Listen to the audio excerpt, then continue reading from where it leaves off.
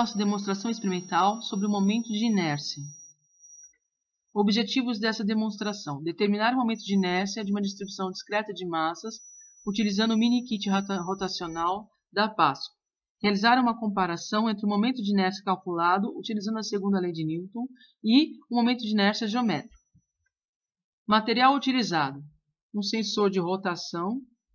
Note que esse sensor possui uma polia acoplada a ele, cuja massa pode ser considerada desprezível.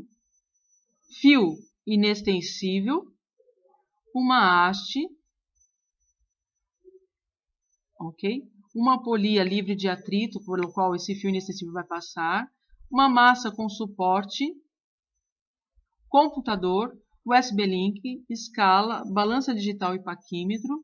E massas adicionais que serão fixadas nessa haste. Considere que as dimensões dessas massas adicionais podem ser desprezadas.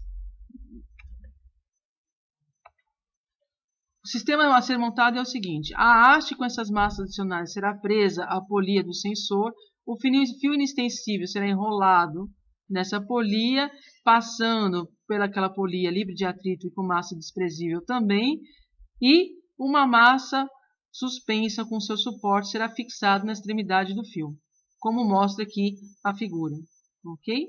A foto. Bom, se formos entender como o sistema sendo composto pela haste mais as massas adicionais cujas dimensões iremos desprezá-las, podemos entender que devemos calcular o momento de inércia dessas massas adicionais, tá? Como partícula, ou seja, somatório do momento de inércia da massa 1 mais da massa 2 me dará o momento total de inércia dessas massas adicionais. Como as massas têm massa aproximadamente igual e a distância a ser fixa em relação ao eixo de rotação é a mesma, né? Então, o momento de inércia dessas massas será um m total vezes r ao quadrado. Nota, então, que rzinho é a distância do centro de cada uma dessas massas adicionais em relação ao eixo de rotação. Ok?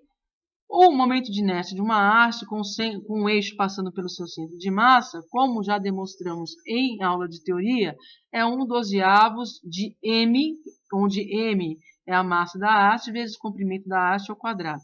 E o momento total do sistema será, então, composto pela haste, pelas massas adicionais, ok? E o I da polia do sensor não entra aqui, porque a massa da polia do sensor pode ser desprezada, senão também entraria como sendo parte desse sistema.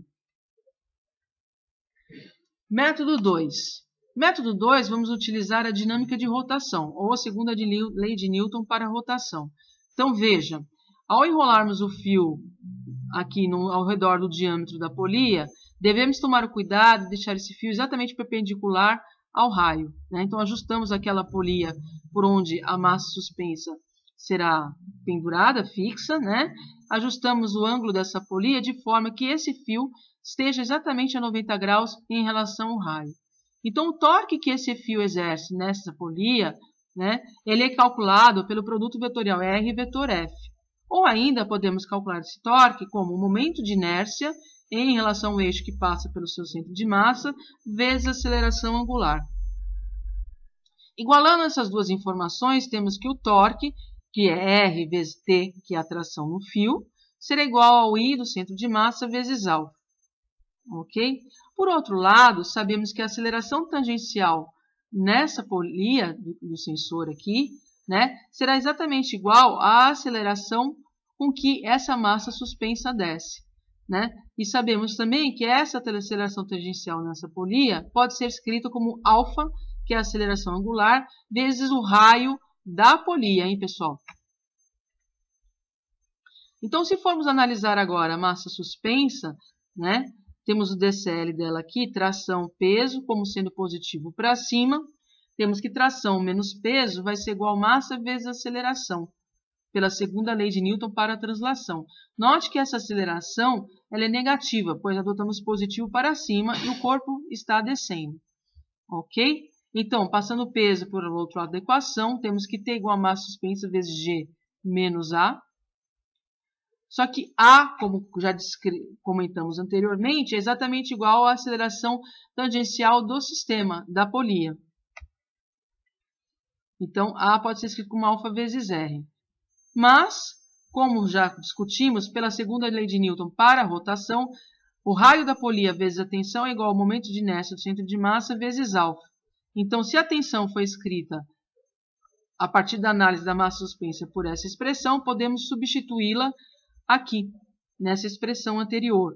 Então, temos que o raio da polia vezes massa suspensa vezes G menos alfa vezes R, onde R maiúsculo, repito, é o raio da polia, é igual ao I do centro de massa vezes alfa.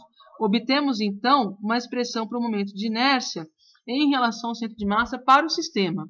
Né? Lembrando que o nosso sistema é haste mais massas adicionais, o I da polia do sensor não está entrando porque consideramos a sua massa desprezível.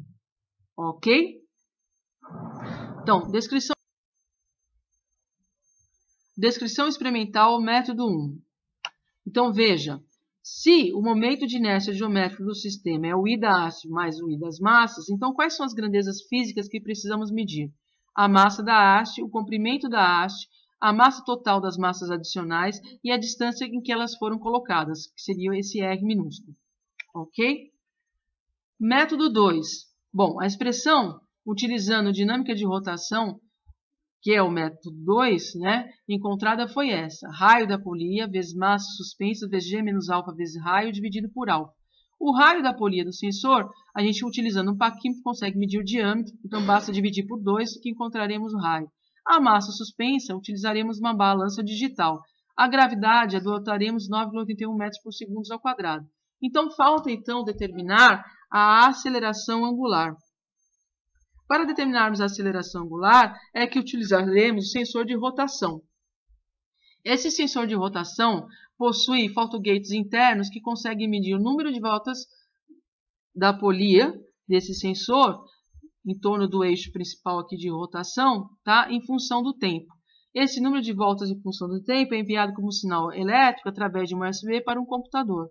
E através do programa Pascal Capstone, você conseguirá obter a aceleração angular. Como?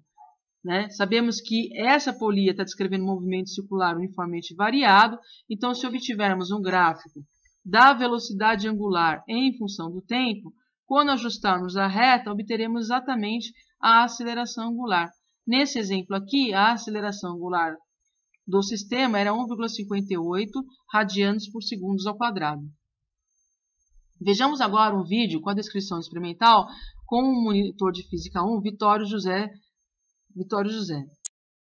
Hoje vamos estudar o momento de inércia do sistema, onde podemos analisar de dois modos diferentes. O primeiro modo é analisando o momento de inércia geométrico, que é calculado a partir do momento de inércia dessa barra, mais o momento de inércia dos maçores, considerando a polia de massa desprezível e atrito desprezível, ou seja, o momento de inércia dela pode ser considerado zero.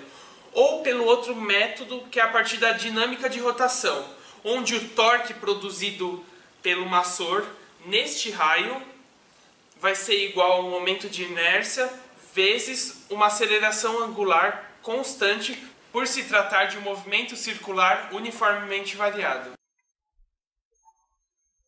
Então, resultados. Então, pegando aquele exemplo inicial, né, analisando a inclinação da reta, obteremos a aceleração angular com 1,58 radianos por segundo ao quadrado.